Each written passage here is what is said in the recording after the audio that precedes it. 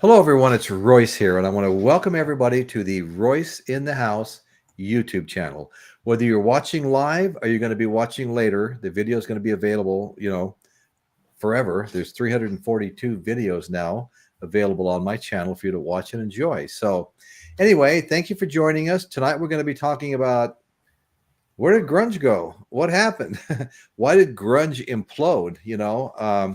That's kind of a mystery to me. It's and from what I've read, it's a mystery to a lot of people. There's a lot of speculation. There was some pretty serious deaths of some of the most popular artists, and a lot of drug use. There were suicides. There was drug overdoses, and things were just kind of out of control. So what exactly happened to grunge? Do you have an opinion on that, Chris? Because opinions are varied. Jeff Davidson's here. Hi, Jeff. Good to see you, man. You have any opinions on why grunge imploded upon himself? Where did grunge go? I mean, I love that genre. Hey, the Music Sanctuary has joined us. Good evening. How are you doing tonight, brother? So anyway, yeah, we're trying to have a little discussion about grunge music and figure out what happened to it. So what did happen to grunge music? I mean, I have several grunge albums and several CDs. I really like that genre. Like I was saying before the show started, these guys came out in their flannel shirts and their hair messed up, and you felt like if you're out in the garage with your motorcycle, they'd roll up on a stool next to you and start turning wrenches with you. I never got that feeling from the glam rock, glam metal bands, although I like them. Don't get me wrong. And Dr. Rick is here. Good to see you, brother. Thank you so much for joining us. So what happened to grunge? Okay, was it the genre was so populated by moody artists, and there were some very moody artists there who couldn't get along with record labels? Is that part of the problem? Were they too introverted to give any good media interviews and kind of keep the genre going, drum up excitement, things like that? Or did high profile suicides and drug overdoses kill off the interest in the genre? And I think it's probably got to be a little combination of all. But I think the suicides and the drug overdoses played a really big part in it. Not that we're not used to that, in rock and roll.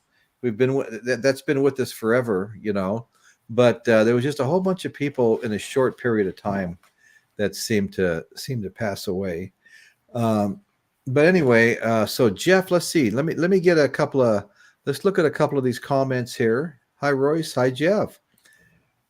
Hi, Music Sanctuary. Dr. Rick. Hello, buddy. How you doing, brother? Jeff Davidson. Okay. It imploded because the music was basically depressing. Did you feel like it was depressing? Well, maybe some of it, it I can kind of relate to what you're saying, but I like so much of it. I mean, yeah, so I don't completely agree, but it wasn't real upbeat music, right? Right, Chris? It wasn't really upbeat music. Not so much, but it's like everything. It has some songs have a double meaning depending on what your angle you're seeing it from. Right, so, right. I just think what basically happened was, if you look at the '90s, there was still, like, coming out of the '80s, there was the hard rock and the metal and the grunge kind of grew out of that. But then the rest of the '90s kind of turned pop and almost destroyed all of it. So I think the grunge was just kind of like collateral damage with the rest of it. Collateral damage. You're probably right. So why did it lose popularity? Okay, several factors contributed to grunge's decline in prominence, okay, during the mid to late 90s. And we've already touched on a few of them, but many bands broke up or, just became less visible. People were off doing other things. Nirvana's Kurt Cobain, labeled by Time magazine as the John Lennon of the swinging Northwest, struggled with an addiction to heroin before his suicide in 1994. And let's see, we've got Caitlin Stoddard, Caitlin's Magical Corner. Everybody check out her show. Caitlin's great. Caitlin, you're always welcome. Jeff, all of you, Dr. Rick, you're always all welcome to join the show, join the panel, and get interactive with everybody. And I just put a link up. If anybody wants to join, just come and join. Let's see. Where did that link go? It's in there. Okay, yeah. So if anybody wants to join us, feel free. The show's wide open for discussion about what happened to a very popular genre and what I absolutely love. Not everybody loved it. I did. James Watson's here. Hey, see what James has got to say. Grunge and all of music died from the mid 90s on after Napster. From the mid 90s on after Napster came out. Well, that's a really interesting point. Jeff, I'm still in the hospital. Oh, I'm sorry, Jeff. Now, I understand you broke both of your legs. At first, I heard it was one. Caitlin told me. And then I heard that they were actually both broken, some kind of a fall or something. I'm really, really sorry to hear that.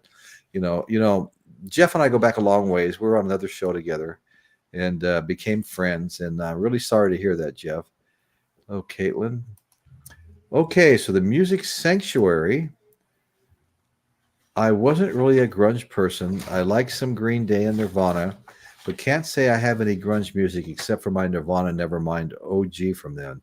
Well, that's great. I mean, that's more than a lot of people have. Yeah, I hope you recover soon, Jeff. So anyway, getting back to why we think grunge imploded. Okay,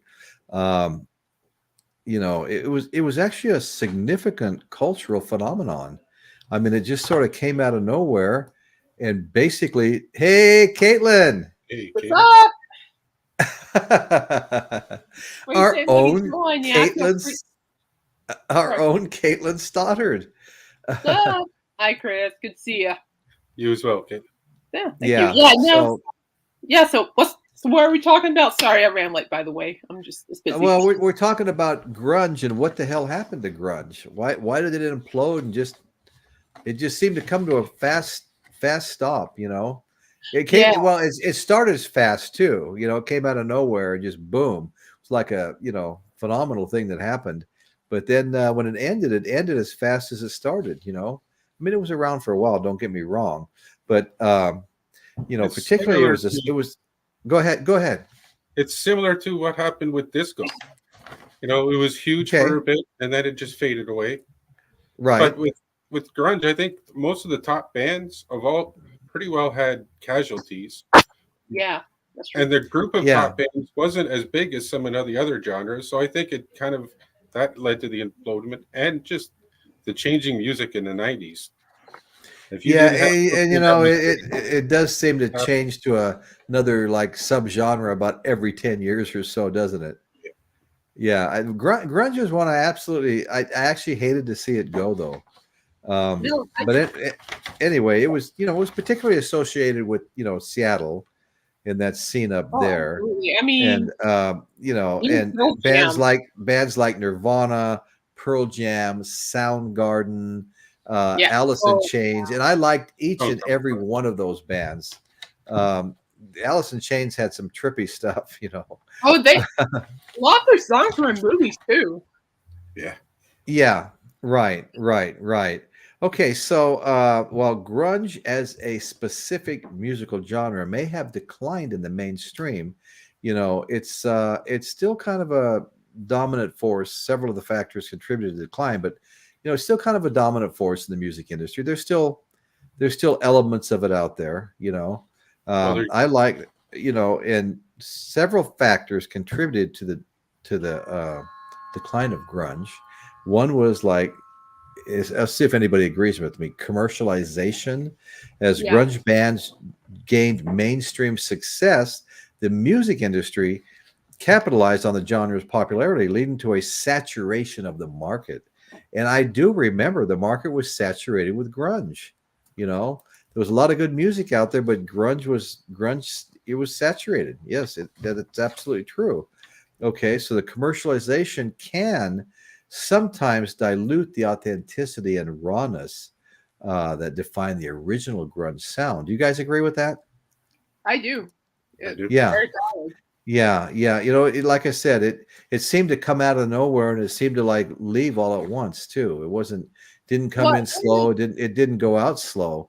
Well, it kind of felt like it was like a short period too. It's not like like disco took its time to develop, new wave took its time to develop, Yeah. I don't think grunge, really had that time to develop. It kind of just showed up. Kind of like showed up. It showed up. I agree. It showed up and it blew up. Were you a fan, Caitlin? I love grunge.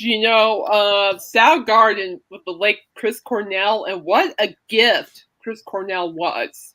Oh, what I know. A gift.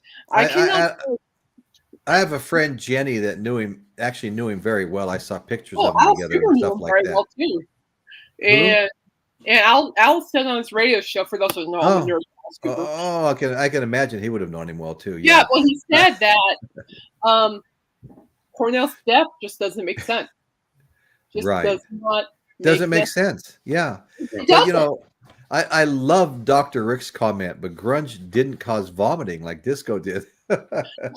I never got into genres like disco. They just, I mean, talk about like the wave of new music. I mean, disco was like a tsunami.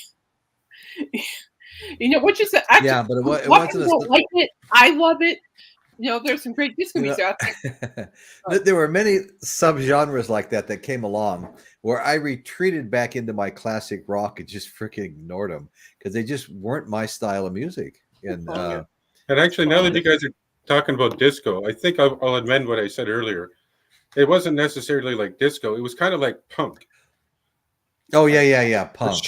Right. The shorter time frame. It was huge, and then it kind of got beat out by everything else again. We've been joined by the one and only Michael, the Bottom Line, fastest growing show in the history of YouTube. And we're really happy to have you here, Michael. How are you? Well, Royce, I don't know. My channel can barely keep up with yours, brother.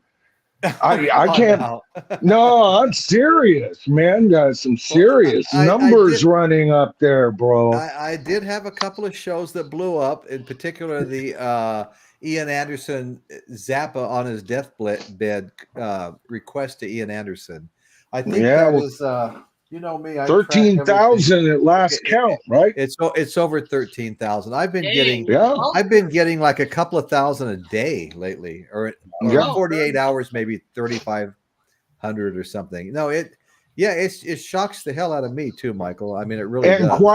quite the subscriber growth. Congratulations, brother. I'm serious. Thank you. Yeah, some of those shows have brought me 35, 40 subscribers just the show alone, as it shows in the analytics, So I'm really happy with that. I'm going to continue making these short pre-recorded videos.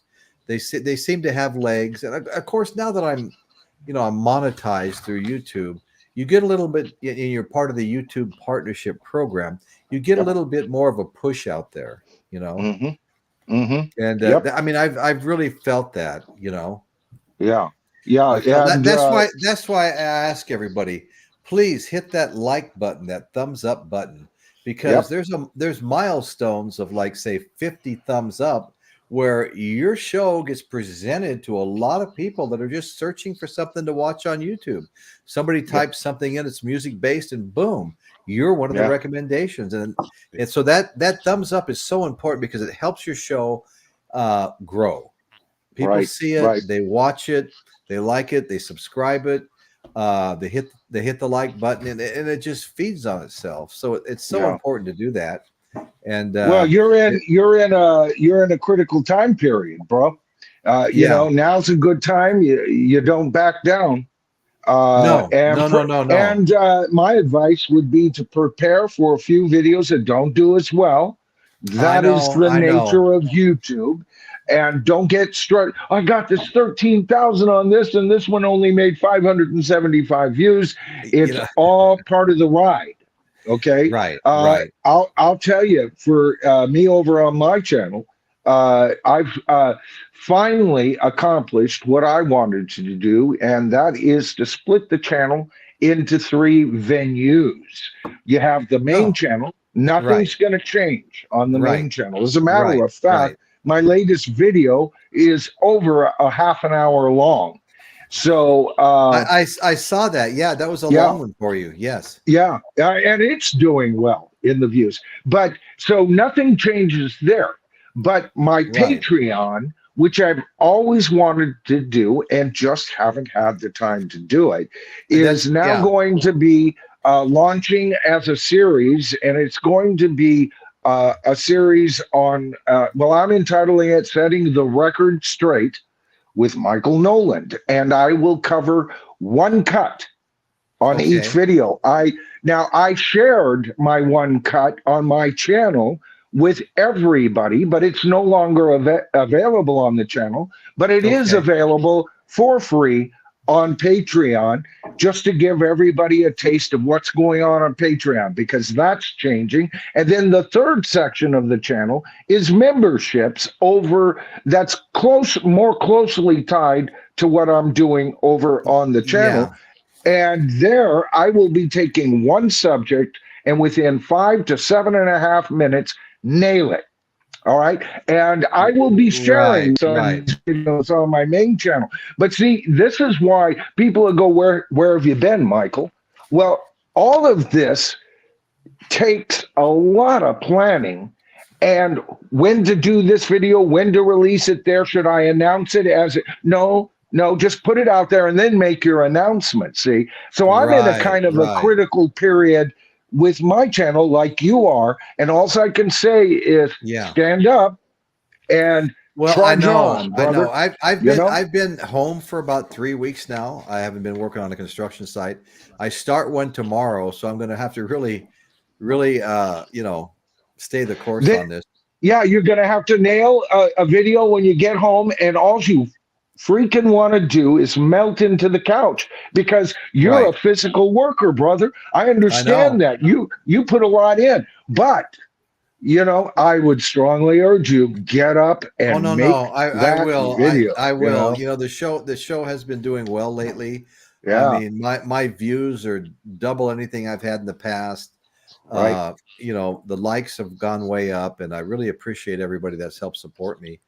And I want to do a little series myself, and I can see that's where you're heading, and and you've got a real good instinct there. Focus in on that whole aspect. Yeah, there'll be multiple parts to it. It'll be a story about a particular band, how it came together, all the trials and tribulations, how it almost fell apart multiple times, and where it ended up, So it'll be like part 1, part 2, part 3. And these will just be little short, 7 to 10 minute ones that are pre-recorded, along with other pre-recordeds that are unrelated.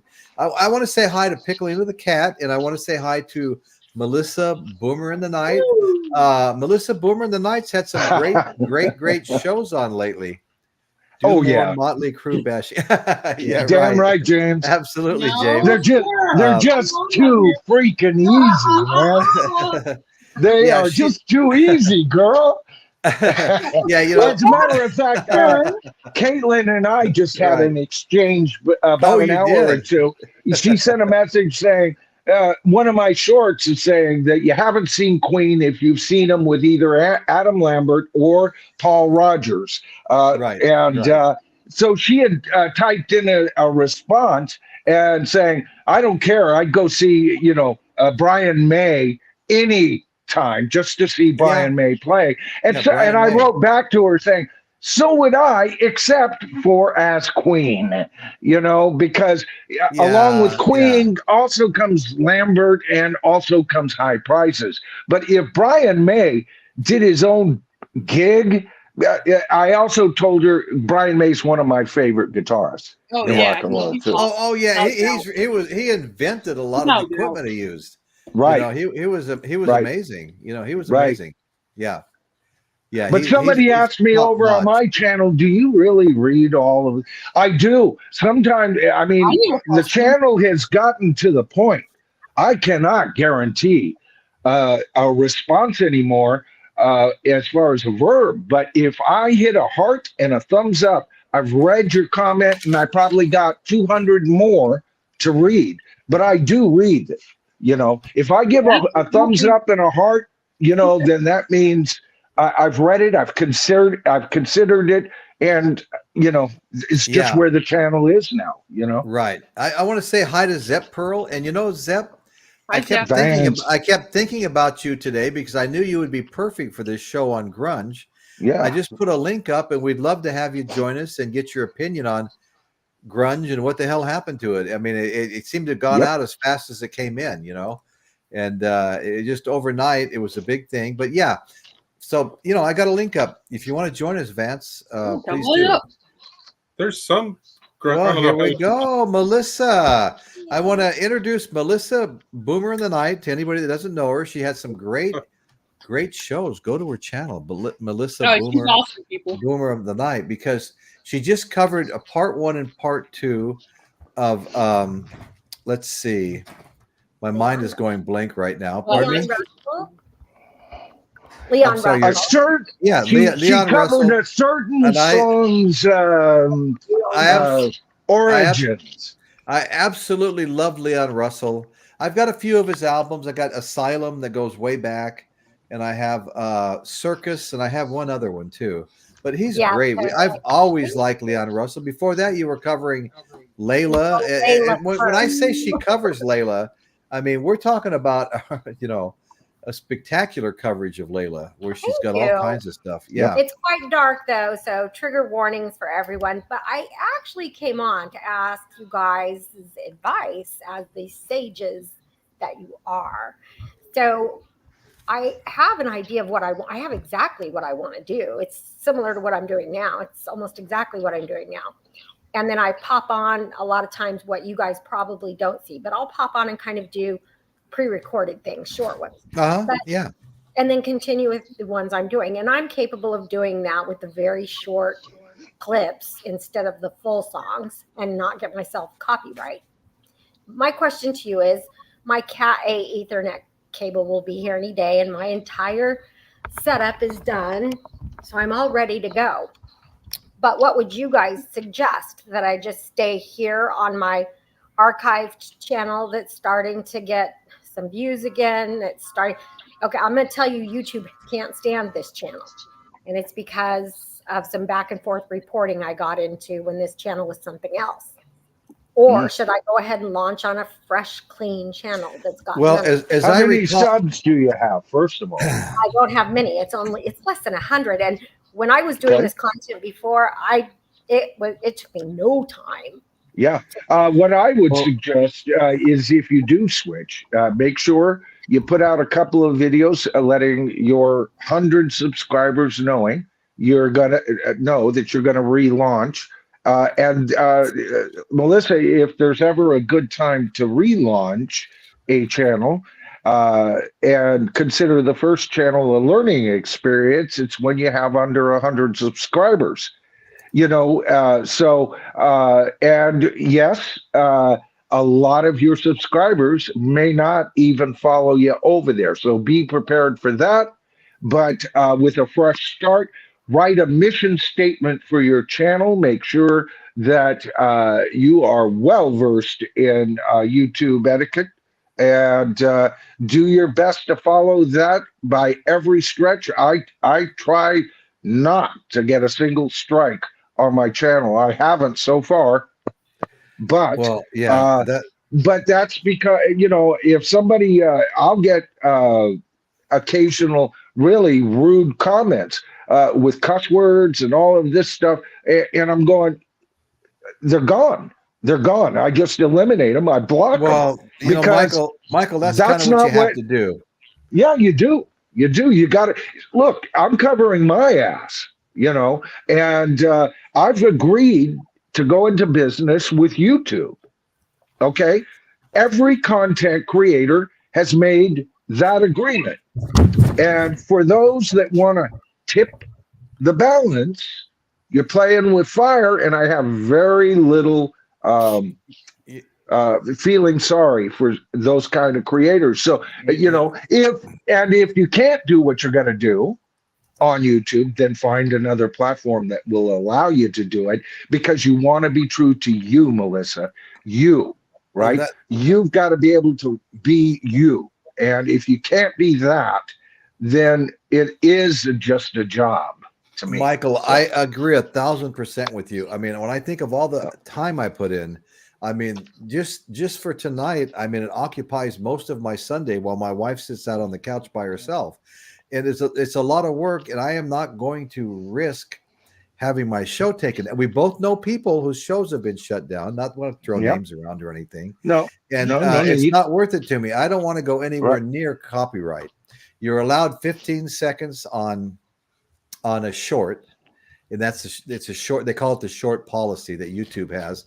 Everybody that wants, everybody had to agree to it, but you can do 15 seconds there. But I mean, all of the shows would be much, much better if you could just play, albums all the way through and put all this copyrighted stuff up. But to me, it's just not worth it. I'm just absolutely not going to do it.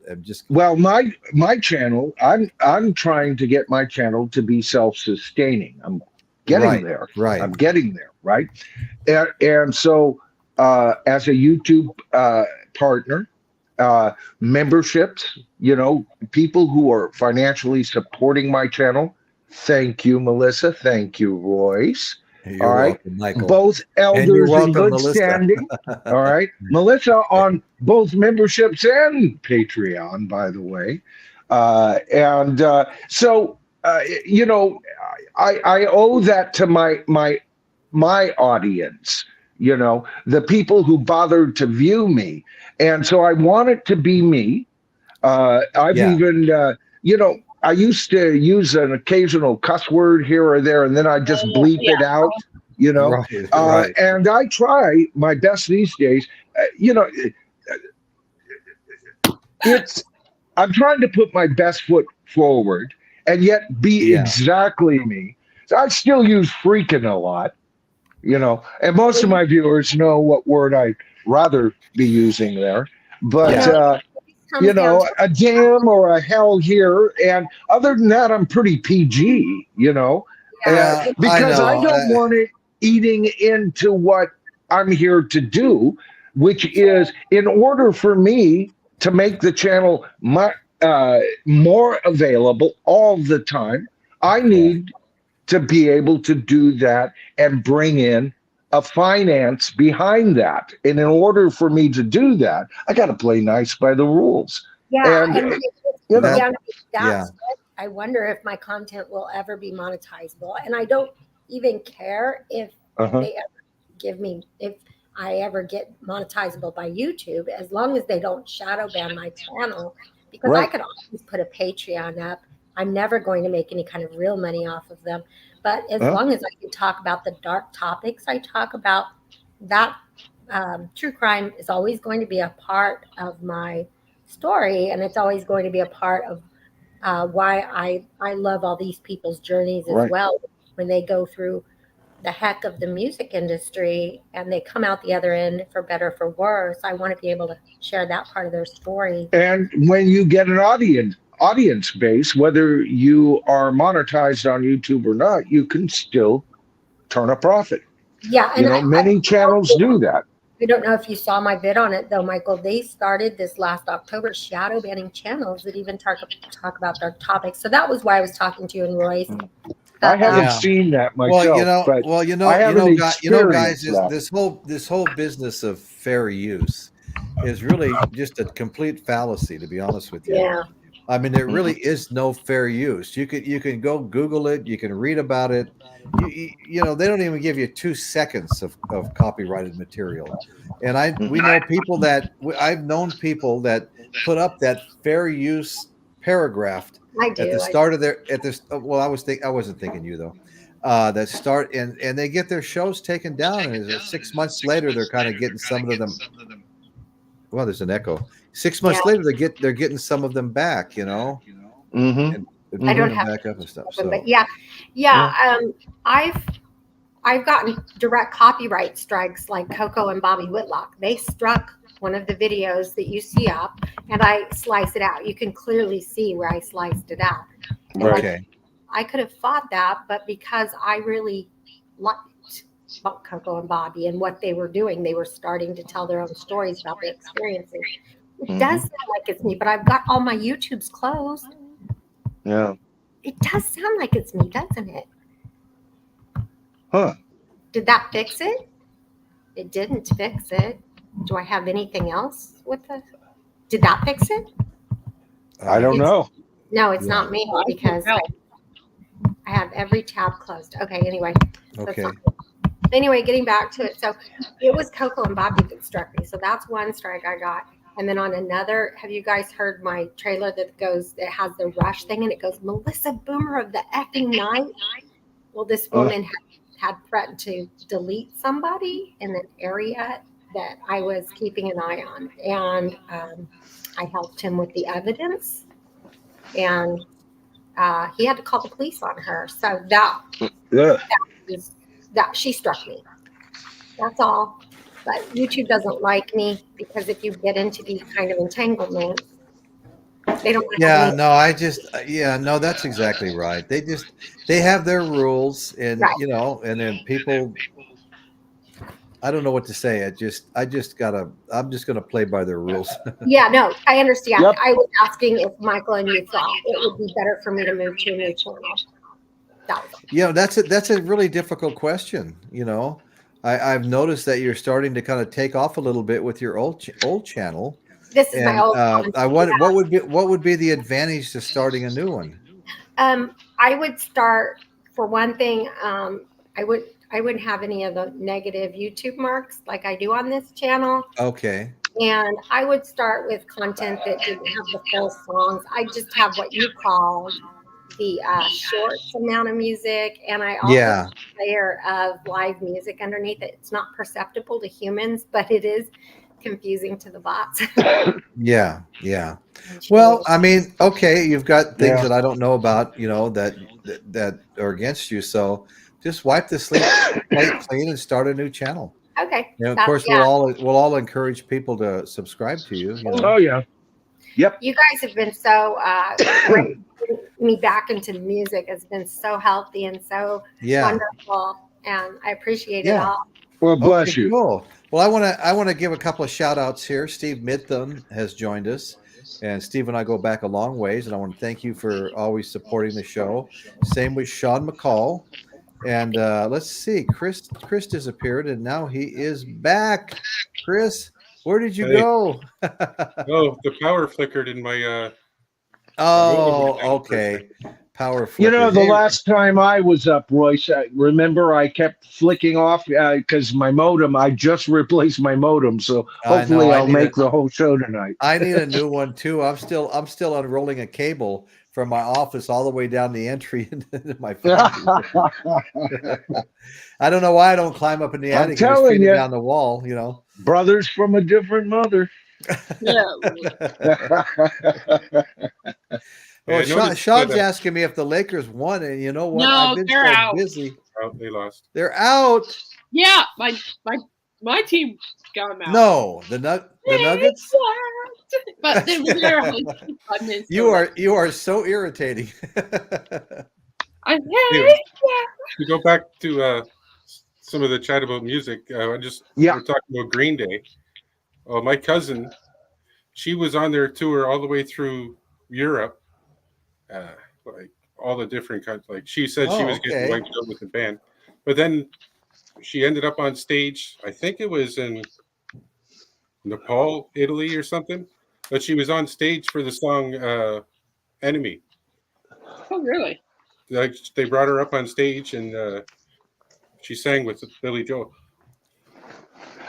Wow, it's pretty cool. And Royce, I wasn't up when you guys started this whole thing, and you were talking about grunge, and it's short reign and all of that. And you know what I was thinking is the problem with grunge. See, at first we had rock and roll, and it was pretty well defined. It was all based on pretty much the 1-4-5 progression. We had rock around the clock. We had jailhouse rock. We had Sweet Little 16. Great Balls of Fire, and it was basic, and that lasted for half a decade. And melted into the next decade, 62, 63, still kind of going on strong, right? And then we got this kind of modern version of that with a pop sense by the Beatles. And they then had all kinds of people around them for about 2 years. They all sounded like Ferry, Cross the Mersey, right? Now, bear with me here, folks, because this is important. This is why grunge failed. Okay? It's all here. So you had the Stones over there offering a little bit more, but then came Zeppelin, and then came the subgenres, and actually even before Zeppelin, you had Cream branching out with different sounds. You had the Yardbirds branching, getting kind of wild. Pink Floyd sneaking in their live shows, especially with Sid Barrett. You know, then came the subgenres, but we had a good 10 years of kind of basic rock and roll. Yeah. Then comes the early 90s. Nirvana hits the scene. Seattle becomes a hot spot. We get Pearl Jam. We get Smashing Pumpkins. We get Stone Temple Pilots. We get Alice in Chains. Alice in Chains. Who did Black Hole Sun? Stone Temple Pilots, wasn't it? No, Soundgarden. No. Soundgarden. Soundgarden. Thank you. All right. Chris Cornell, that's exactly right. So those were the biggies. Right away, those were the biggies. Okay? Yeah. And every single one of them was a subgenre unto themselves, Royce.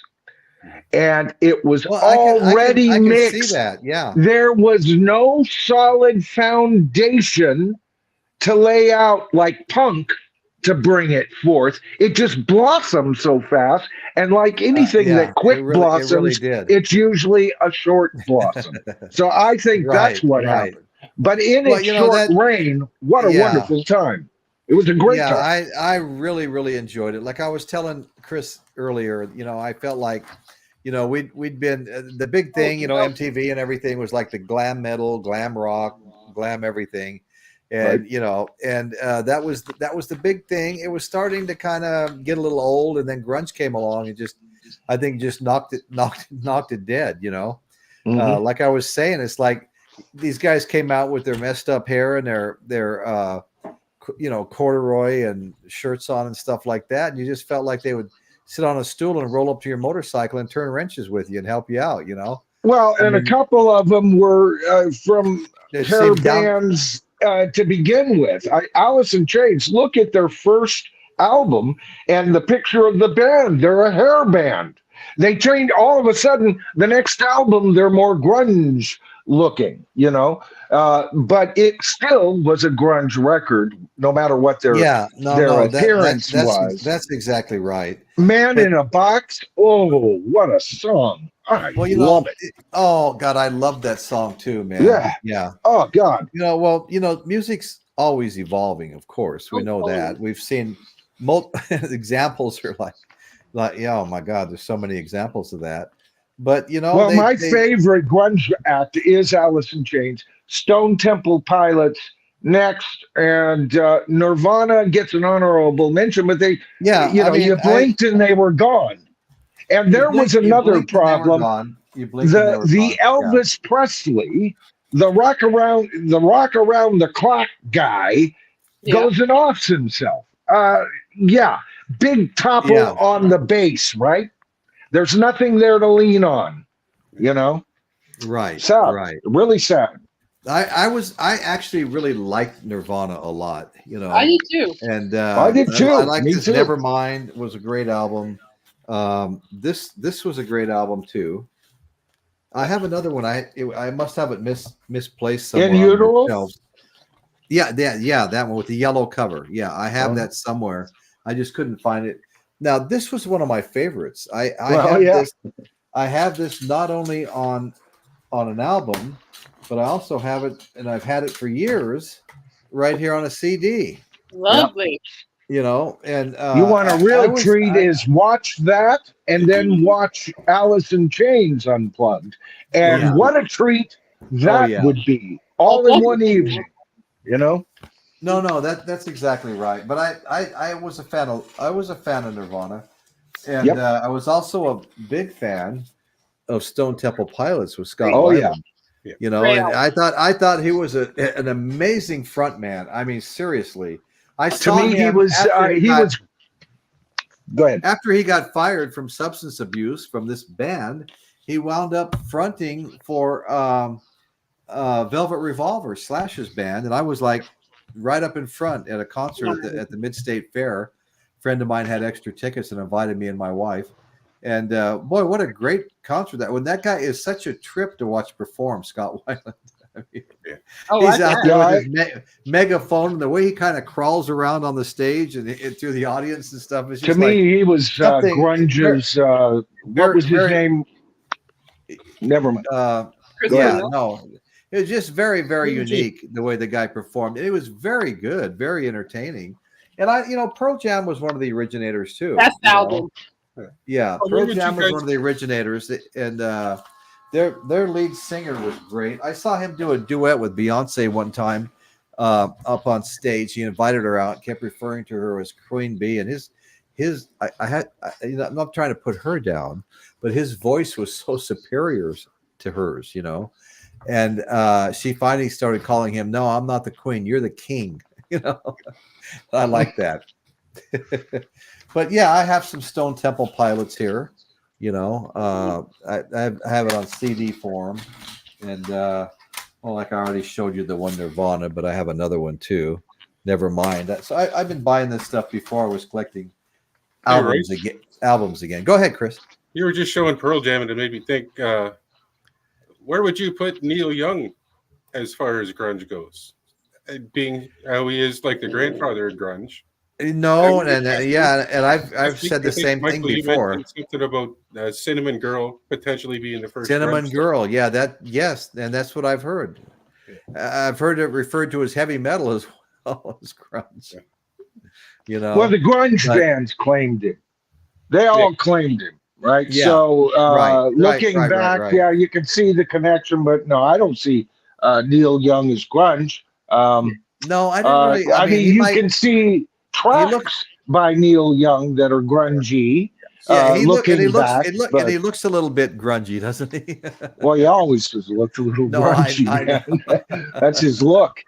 Even at 24, and there's so much more. He still had that stringy hair, and he might have been the originator of the grunge look. Here was his album from the grunge era, the Mirror Ball album. Very nice. Yeah. That's the one with Downtown and Eddie Vedder. Yeah, he's awesome. Indeed. Well, I even wonder if a lot of the grunge bands kind of gravitated toward him. I mean, of course, like Kurt Cobain was a major Beatles fan. And when he died, a lot of melody in grunge died. Okay. Oh, I agree. Well, I think that really contributed to. As a writer, he wasn't just good at writing rock tracks. As a writer, he wrote great melodies. Oh, right? Well, I considered him the second coming of Bob Dylan, Kurt Cobain. Really? Yeah. Wow. That's how much I. Well, like I said, second coming. It was short lived. But I mean, when you look I think Bob Dylan had a whole lot more to say. He's more of a poet. No, he's more of a poet. Yeah. Yeah. So I don't see that, but I see. I see him. I know that he was a major Beatles fan. I mean, he studied them like I did. As a songwriter, and their melodic thumbprint is all over Nirvana. Okay. Including Paul melodies and John cynicisms, and not just with his lyrics, but with the notes chose. Imitate us. That sounds something like John going, power to the people or instant karma kind of sound. So to me, he was their Elvis. He was grunge's Elvis. He was their Beatles. And when he died, did you notice none of the bands were reaching out for great melodies? It was like it was a lot of dissonance, with the possible exception sometimes Billy Corgan and sometimes Stone Temple Pilots could get quite melodic. As a matter of fact, I kept interrupting you, but I've always thought of Stone Temple Pilot. That guy is the Brian Ferry of grunge. He has that kind of suave approach to his vocals. And I hear Brian Ferry, getting up and singing something, off of Avalon. Almost when I hear some Stone Temple Pilot, and how could you not love a band named Stone Temple Pilots? I mean, exactly. Oh man, I saw the name and I go, "Who's that?" Great name for a band. Great name for a band. I couldn't agree more. But one of the big problems we had with grunge, these guys like to party. They like to use heroin. And look at the people Kurt Cobain. Okay, we lost Kurt Cobain. He actually committed suicide in 19. What do you got to commit suicide for? I mean, when you're on top of the world and your band is like loved by everybody, but it happens, and who's to say how it happens or why it happens? Then we have Chris Cornell, Soundgarden. Oh my God! The guy had the world by the tail once again. Women were lined up outside his hotel rooms after the shows, and so we lost him. Lane Staley, Lane Staley from Alice in Chains. We lost him, and that he died. Let's see, Staley died 8 years after Cobain. Okay, that was 8 years later. We lost Andrew Wood. Former roommate of Chris Cornell and former frontman for the early grunge group Malfunction and Mother Love Bone. Okay. And this is all significant, losing these guys. Scott Weiland, I was bummed about that, but I mean, I know he had drug problems. He got fired from his other job for it. It's Stone Temple Pilot. Love the guy's voice. I loved his onstage antics.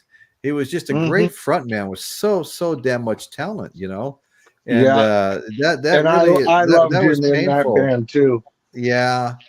And I don't know how many people have heard of Tina Bell before there was a Nirvana, before there was pardon me? You have? No, I haven't. Okay. Let's see. Steve Mitham. Let's look at this. Grunge wasn't exactly my cup of tea. I actually got into some country back in that era. Yeah, no, I hear you. It wasn't for everybody. I was ready for it, Steve, when it came, but and I was actually sad when it left too. But I liked a lot of it myself, and so many times when these subgenres came along, I would retreat back to my classic rock, and I didn't really like them, and I didn't pay a lot of attention to them. I think disco, even punk. I was not a big fan of punk.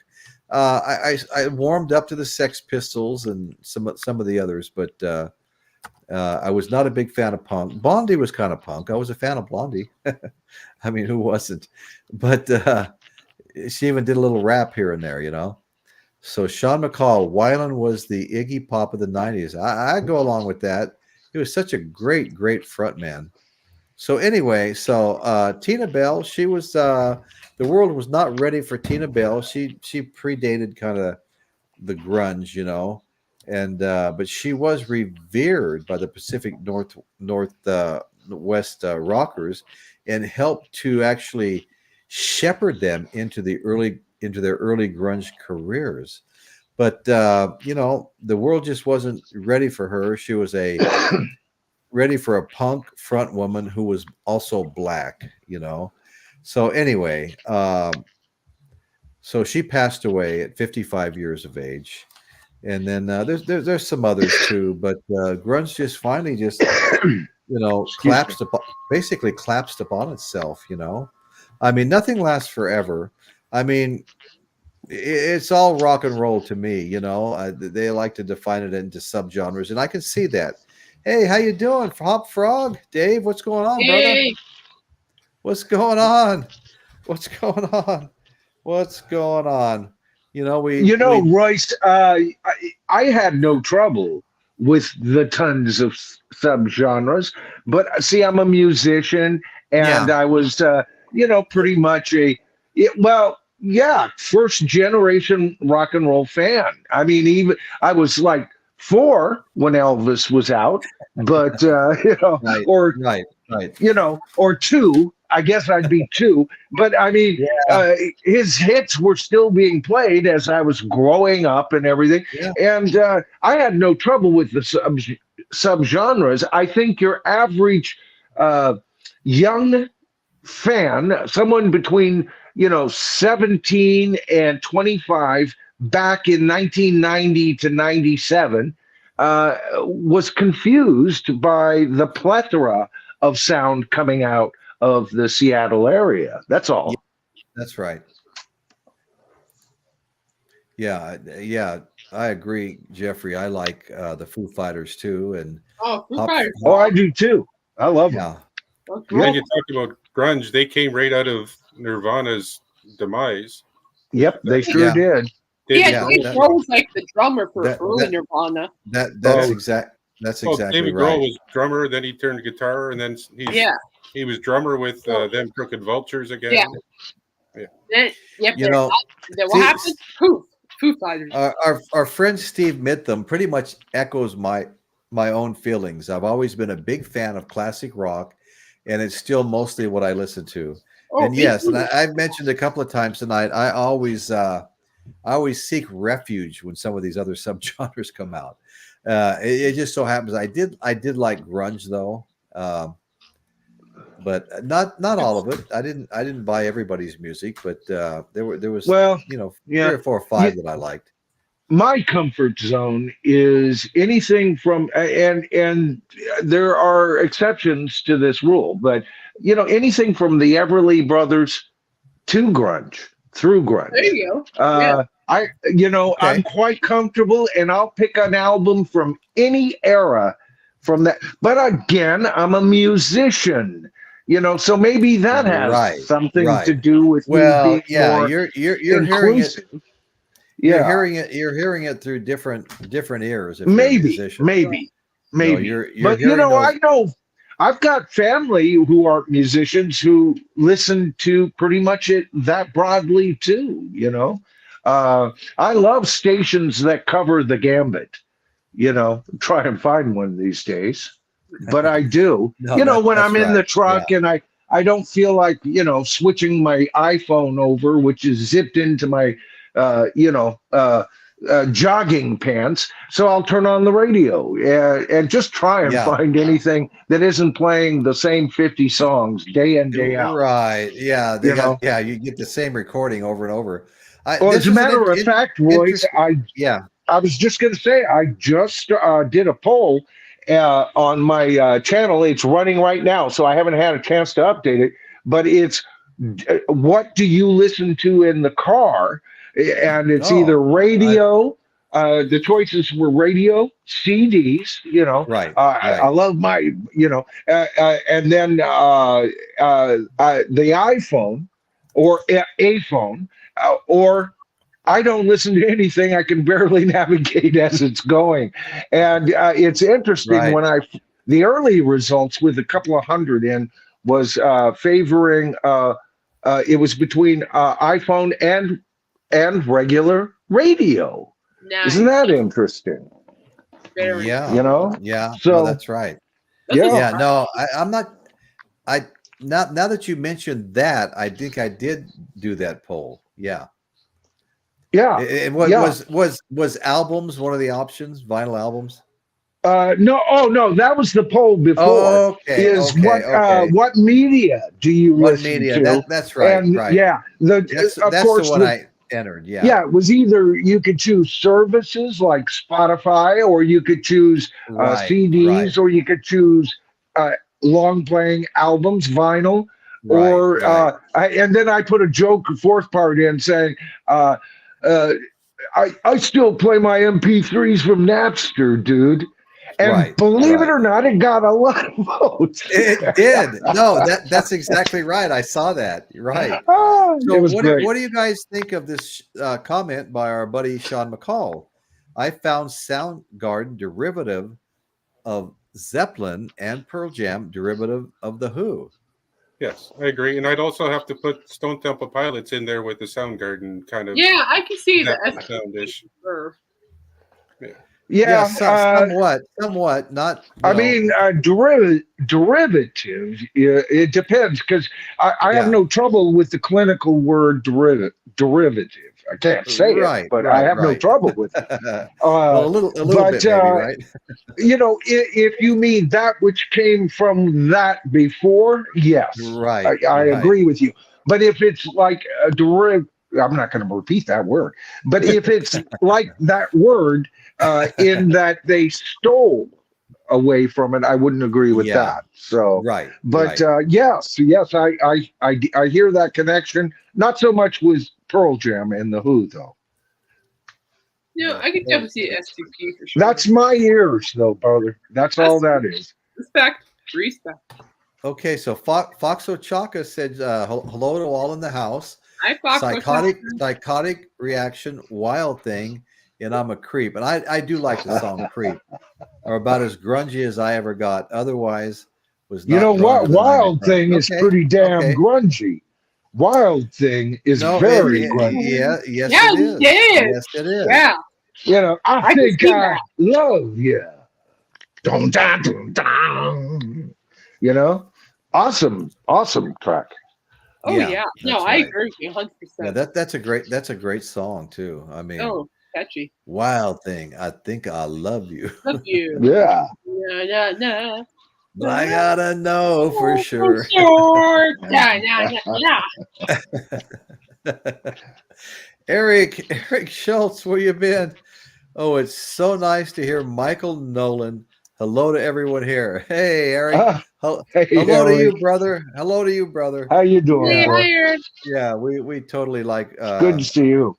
Great comments from Eric. He's really on top of things. Oh yeah. The Music Sanctuary. I don't know. He's been an addict for quite some time. He isn't a party rug. Living life on the road is miserable enough without trying to get well. Well, isn't that the truth?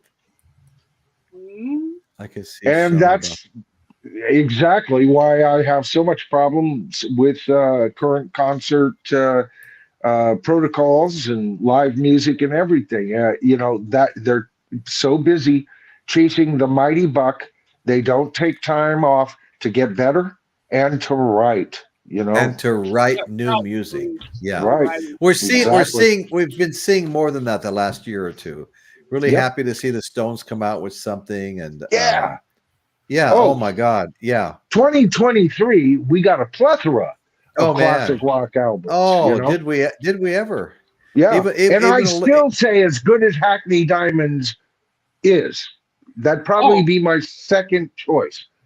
Mirror to the Sky. In my new video, I talk about bands I would never go see. And the last band so it's 7 bands that I saw, or artists, that I will never see again. That's that big half an hour. And when I get and when I get to these guys, man, it's like I explained that I'll give you a little hint, that this is the one band that, because of this album, and with only one member left of the classic lineup anyway, Picky Icky Oons will say, he wasn't in the original, yes. Okay, but he was there right after, and he's the guy I was interested in, right? Steve Howe. Right. So anyway, I would now go see them based on this fact. They do have the Steve Howe connection. You're going, yeah, but you've been yelling about Foreigner, Michael. You better shut up. I'm going, yeah, but that Foreigner group with Mick Jones hasn't put out an album with new material that's good, all right? And the one that they did put out was mixed with old hits from the band. What a cheap-ass release that was, all right? But this album, I hear it. I hear yes. I deem it the album of the year for 2023. Really? That good.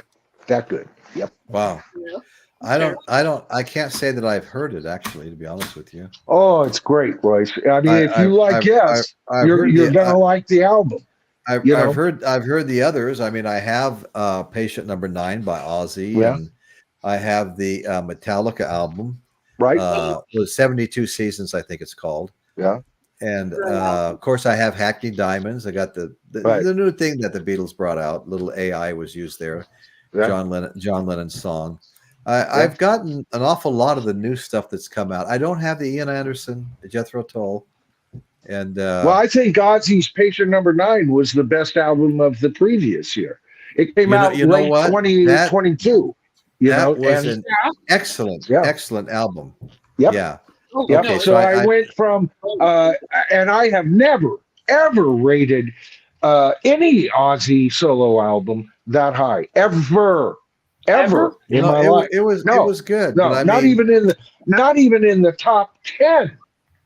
All right, I'm just not I'm not an Ozzy fan. I don't turn him off. I hear him on the radio. I enjoy his hits. All right, but not enough to go out and buy the damned album. You know, to me, Ozzy Osbourne. I have an awful lot. That's Black Sabbath, man. One of my favorite bands in the world. I know, and he is the voice of Black Sabbath as far as I'm concerned. He is. But I have, Blizzard of Oz. I have Diary of a Madman. Yeah. I have No More Tears, and going all the way back to a CD of it. I don't even know if there was an album of it when it first came out. So I know he's got tons of fans, Royce. And, I know that. Yeah. Well, he like but so many of the Patient others. Number 9 hit me. It did hit me. It did hit me. Well, look at all the like I said, best album of the year. Look at all the featured artists. Everybody from Eric Clapton, I think Jeff Beck before he passed was on there. Yeah. I mean, it was just what's loaded, his name from the Foo Fighters, the drummer? David Grohl. Yeah. It was his last recordings. The last shit he ever did, man. Right. Right. So the album is fantastic, but the writing is good. The songs are good. He got me. Yes. He got me. And that's exactly for me right. not being a major Ozzy solo fan and to speak that highly of the album, that tells you it at least has got width, breadth. No, because really it crossed over to me, Right. I sat there and listened to that double album set on my player out there with the lyrics in my hands, Right. And it was really fun just to follow along with the lyrics. Can't always understand every word that comes out of some of these guys' mouths. Yeah, Ozzy, he really wants to come back again. I mean, he's fighting Parkinson's. Yeah. All those plates and pins that he's had in his necks and backs from 2 different accidents, ATV, and just falling on his face in the dark at his house, which knocked all the pins out. Isn't he at his I think he's at his surgeon's home right this minute, waiting for permission to perform for the Rock and Roll Hall of Fame. Huh? That's the latest thing I've heard on him. Okay. He's hoping to do that, but he hasn't got a clearance from his doctor. That goes back. I was going to make a video on it, but like I said, this has been a transition time for me, and I didn't have time to cover it. And by the time I would covered it, it would have been last week's news.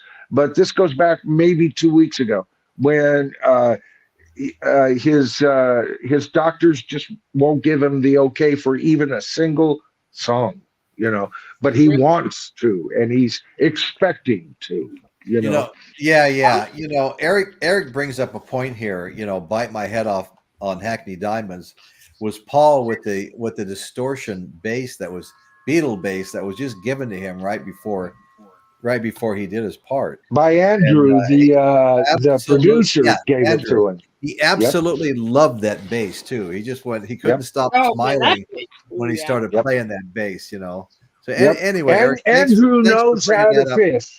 Andrew knows how to fish. I actually did a video where I talked about that. Anyway, it's out there somewhere. It's somewhere out there.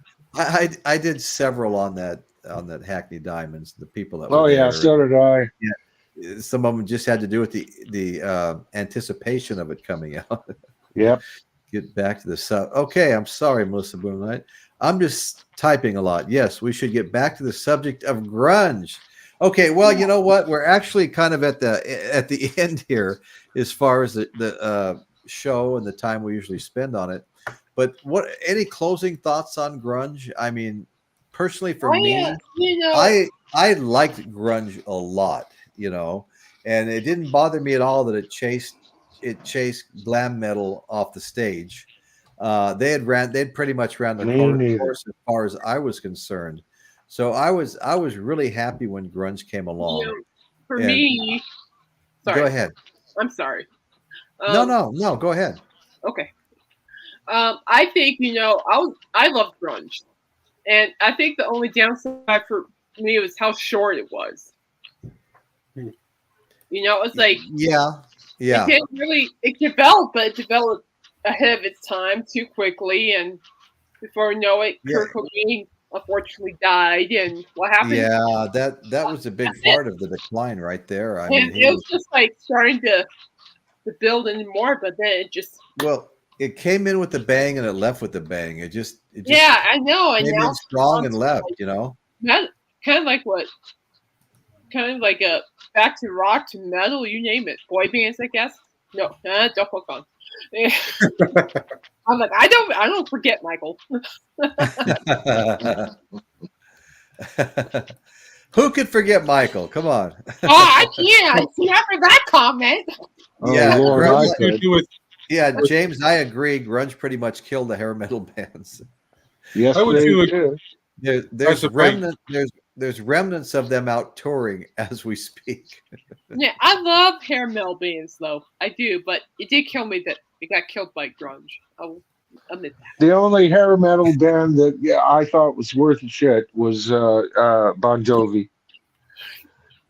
Yeah. So, and I like Bon Jovi. So I said I think Bon Jovi and Cinderella are the main two for me. Yeah.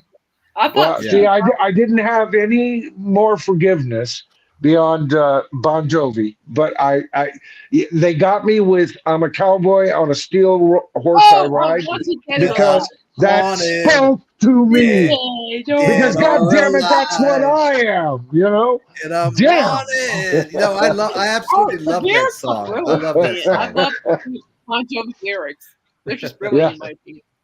Okay, I hated the hair bands, but I loved Bon Jovi. And Bon Jovi the band. Good night, Sean. Thanks for watching, Sean. If you can hear me. Okay, no, that's right. I always liked Bon Jovi. Yes, yeah, they totally get a pass. They're coming back. I think they are, aren't they? Yeah, I've been reading things about. Watch, I'm waiting for it. Yeah, when tours announced, I am so there. Well, and once again, Bon Jovi could write a song. Okay, the band could write good songs. Very melodic, very rocky, lots of blues orientation. That's exactly right. That's always right. You're gonna get me every damn time if you come at me with that. Richie Sambora was a great guitar player. Yep. Yeah, that all part of that.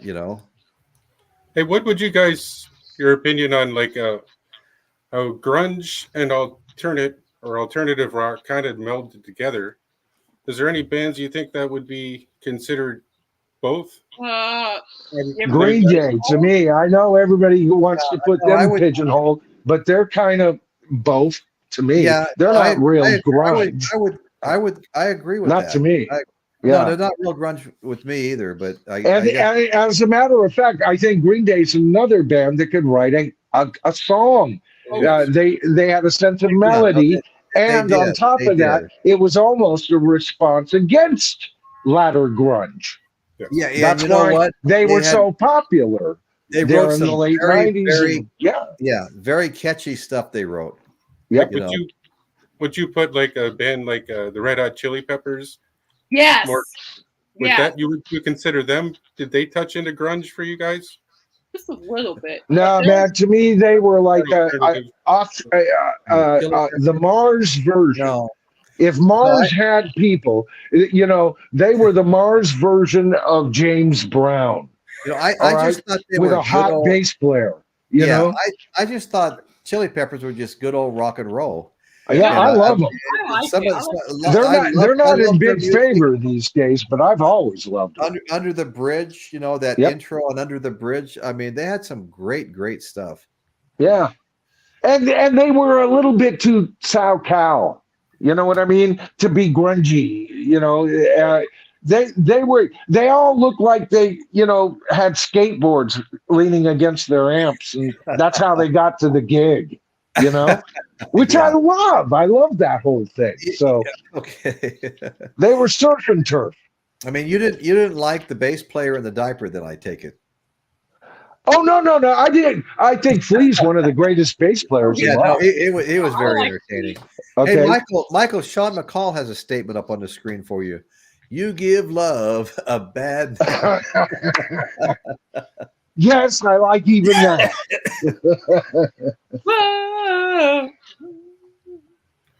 Yeah. Man, well, thank you, Eric. Thank you. We love having you here. Yeah. Ozzy wants you were talking about Sabbath show with Bill Ward. That's exactly right. Amen. I'd be willing to buy tickets. Yeah, no, I agree. I would too. Sharon says Ozzy's done. He wants to do 2 shows to say goodbye to his fans, a proper goodbye. It's one of those things. Well, if Sharon says it. But Ozzy actually says he wants to tour, so we'll see. I can see him doing 2 shows to say goodbye for sure. But you know, he's getting. I've been reading. I did a little show on his health condition.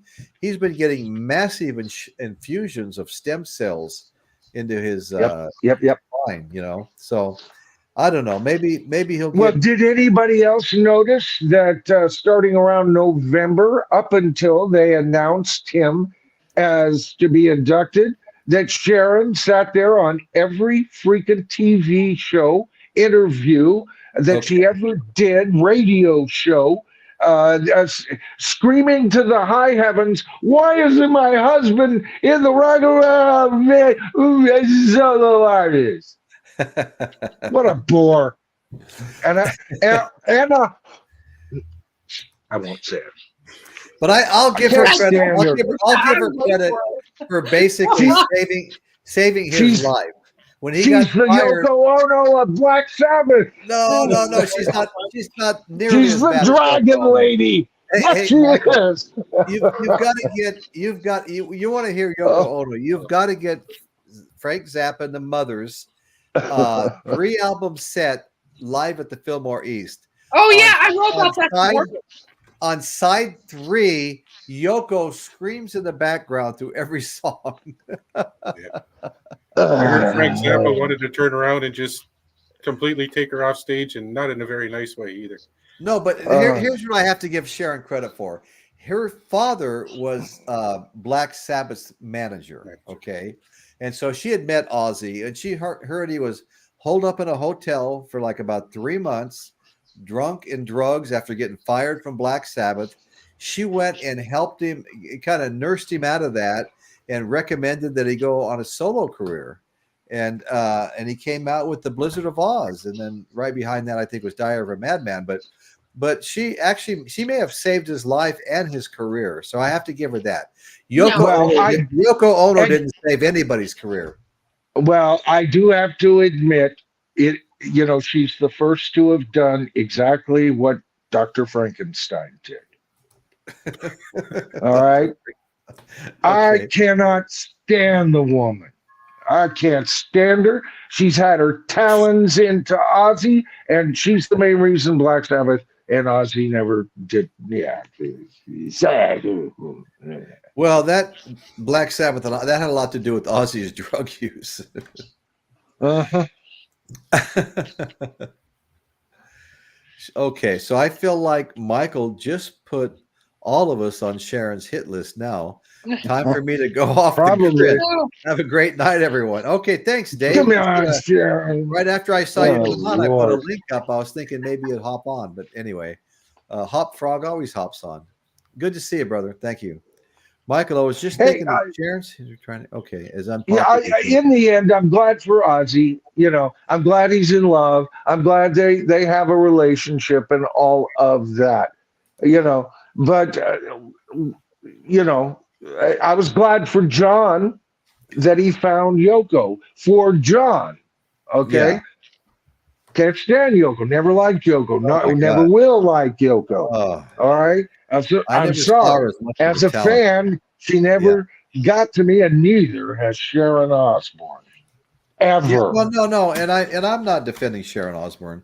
I'm just saying she may have saved his life and kickstarted his solo career, and we got a lot of great music from that. Yep. And just to sum up one thing we were talking about earlier is, you know, the one thing about grunge is the songs that, I mean, it's not a jukebox, but they have a lot of songs that will definitely, you could fit it into a classic rock station, you know, just to keep it fresh. And well, you know, that's the thing about I agree that, like hair metal or like that, all the heavy stuff, you can't necessarily filter too much of that into a classic rock station. But a lot of that grunge stuff, it fits in quite well. It does. Mm-hmm. You know, you're absolutely right. Mm-hmm. In fact, it's been long enough now. It's almost being considered classic rock. Yeah. Well, I think classic rock began with, to me, the Beatles. All right. There's proto classic rock. You know, I consider I'm a big Everly Brothers fan, and Buddy Holly, you know, who had the writing and singing chops that the Beatles would all bring in together and present to us. But from that time period all the way to the end of grunge, maybe leaking a couple of years into the 202, 203, 2002, 2003. That whole British invasion that probably lasted into about 67 or so. You know, that's all classic rock. Doesn't mean I liked all of it, but I liked most of it, actually, to be honest. Well, me too. Didn't you mention Ferry Across the Mersey earlier, Jerry and the Yeah, those were all, that was all great stuff. I mean, Eric. Well, how do you do what you do to me? All right. Yeah. That was a big hit for them. The Beatles actually were recorded that song because Martin thought and knew that was a #1 hit, which he was right. You know, and so they recorded it and they heard it back, and it's a great recording of that song. They did a super job on it, but they told Martin, no, we don't want this out. You know, because it was too fruity to their ears. But yes, you know, look at that guy. I love the Mercy sound. It was short-lived. I did too. Yeah, I even kind of like some of the mod sound, you know, that the Who came out of. You know, and for the Stones, their short part. Yeah, exactly, Chris. Well, basically, the Brian Jones era was the mod era. Yeah. Okay, let's see. Any opinions? Piccolina the Cat says, "Goth '90s, my darling bride, very melodic." Any opinions here? Never been into goth, so I'm not aware. Too bad my daughter's not up here because she loves goth. You know, I have some nieces that and my dying bride and I, they're pretty good. The only kind of goth band, and I'm not sure they identify as goth that I like. My daughter turned me on. Black Veil Brides. I like what I've heard of them. Michael. Yeah, I love it. But other than that, you know, see, I'm a C sampler. Okay, I like anything from Yes to Queen to the Beatles to the Stones to the Led Zeppelin, Deep Purple. Down to Crosby, Stills, Nash and Young, and all of them solo as well. Paul McCartney and Wings. I run the gambit. I've already mentioned the Everly Brothers. Grunge. My favorite bands. 4 of my favorite bands came from the grunge era. So You know, I'm a C sampler. I'm not only into prog rock, like the Prog Corner. Even he's talking these days. Scott over there is going to branch out further because he feels like he's kind of nailed the channel into a corner a bit. And but I always go over there because they talk about bands I have no freaking clue about, even though I love prog rock. I know. And Yes is one of my top 13 bands of all time. I just love the best of everything. Yes. Okay. That's I'm sorry, but I'm a selfish kind of guy. I've just got to have the best. There you go. And our generation gave it to us, Royce. Hey, well, let's welcome Dave Hopfrog here. Hello. How you doing, brother? I thought you guys were wrapping up. This is why I say goodbye. So well, you know what? We actually were wrapping up. But we're actually very close right now to wrapping up. But it's good to have you pop on. Yeah. Okay. Give us your opinion on how you like grunge. I did like it because, like I said, it made me feel like I was a great guitar player. I never spent all the time to learn all the scales. If I played mostly rhythm, so I heard Nevermind and all the other stuff. I go, wow, I can actually play guitar really good now compared to these guys.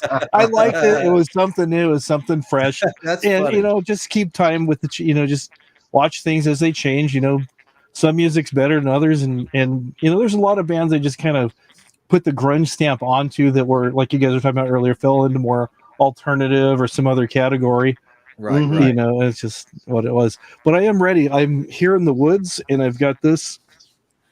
So Sharon will recognize me. Oops. So I know Mike was saying some bad things. We love you, Sharon. And then I also have a decoy, which Kate hates. This guy right here. So I can just set this up, and people think it's me and talk to me. And I've been known to be the strong, silent type. So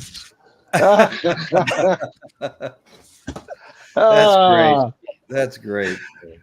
You know, until you brought that head up, I hadn't made the connection that you look a lot like Professor X. Oh my goodness! Look at that! I'll rip your mind apart. Logan. Yes. Sick 'em. Yep. Oh, love it. So if you, hey Chris, I'll bet you and Dave have heard of Ghost, right? Actually, Yeah.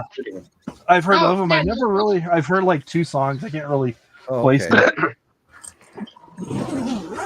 Just curious. Hey, Royce, I keep getting up and off. Just to let you know, I really threw out my back, and if I've got to get up and down. So forgive me if I'm off camera and stuff, guys. No, it's okay, Michael. You know, we're going to be closing down in just a couple of minutes. Yeah. I got a lot to do. I got I'll wait for starting tomorrow, and I'll wait for Michael to come back. Okay, good.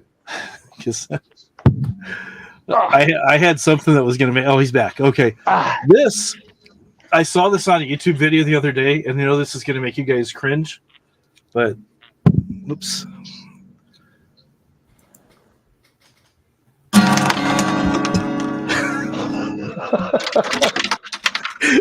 What's going on there? People always hate losing guitar picks in their guitars, so I purposely dropped them in there. I'll fish them out later. Oh Lord! I love this guitar, Takamine 12-string. It's nice. 12 nice. Yeah. I have enough trouble with 6, so I decided to get a 12. What was I thinking? My brother Gary swears by Takamines. He just he loves. Oh yeah, I know some other friends that have had some pretty good bands. Yeah, and that's all they use was Takamine acoustics. My sister loves Takamines. Actually, now come to think of it, Hey, Chris, thank you for bringing that up. Would everybody please hit the thumbs up button? Like I said, it helps the show to get put in front of people that are searching for content. And that just helps show growth. So much appreciated. If there's anybody watching that hasn't subscribed, that's always appreciated. It doesn't cost anything to subscribe. But once again, just like hitting the thumbs up button, it helps the show to grow. Helps the show to grow, encourages the the hosts to keep going. So thank you all. Thank you all so much. Hey, Royce, seriously, Yeah. You have done just an amazing amount of growth this last. I'd say, I started noticing you really pushing things about 90 days ago, or not 90, but a month and a half ago. Yeah. And you have really pushed yourself to a whole new level. Congratulations. Well, thank you. We're trying. We've tried to step it up. We all put so much time in that we want to see our shows growing and see people enjoying them as much as anything else, and enjoying them ourselves with our friends on here and stuff. Yeah, well, the panel up here knows quite well how frustrating it was for you there for a period of time just prior to finally busting that 1,000 subscriber. No, it was really, I was really stagnating. I know. Yeah, yeah, and then you powed out of that, and then you went kind of dormant there, and then you've had like 3 pows, I've noticed, and that always indicates growth. Yeah, yeah. We're trying to step it up now, Michael. We want to have a good and entertaining show for people and bring out good content. And it is all about good content, really. Well, that's it. Always make your next stream, and if you do standalone videos like I do, make your next video just that much better. And in 6 months' time, you'll be absolutely amazed at the growth and cringe at your first videos. That's the law of the universe, people. Welcome to YouTube. Your beginning videos suck. This year's videos will suck compared to next year's. That's the way it is. If you're doing it right. Yeah. Eric, thank you for the kind words, Eric Schultz. I really appreciate that. I like I said, I did a pre-recorded that 3 weeks ago, I think, and I realized that it had been like the first one since December. And I was committed way back then to try to get at least one a week out in between the Sunday podcasts. And I really felt like I dropped the ball there. You did. Thank you, Music Sanctuary. I really appreciate that. Well, Royce, it's the lessons learned that move you forward. It's not the mistakes made. Okay. Right. So mistakes. Oh my God. You want to see mistakes? Go back and visit some of my older videos. Royce could tell you, boy, they're barely watchable. So, but you learn the trade. It is a trade to learn. There are skills involved, and none of us YouTubers came to the platform with anywhere near the amount of skills that we need to produce what we envision in our head. You have to learn. Yeah, that's right. Yeah. Well, it's a process. Yes, it is. Oh, thank you, Dr. Rick. Thank you. Yeah. Well, anyway, folks, I think we've just about reached the end here. Yeah. And I want to thank everybody for joining us. I want to thank all my co-hosts. I want to thank everybody in the chat. We love the chat. Love everybody that shows up and supports us and enjoys the show mainly. So with that, I'm going to be signing off, and that's what's going on in Royce's world tonight. Thank you all so very much. Good night, everybody. Night, everybody.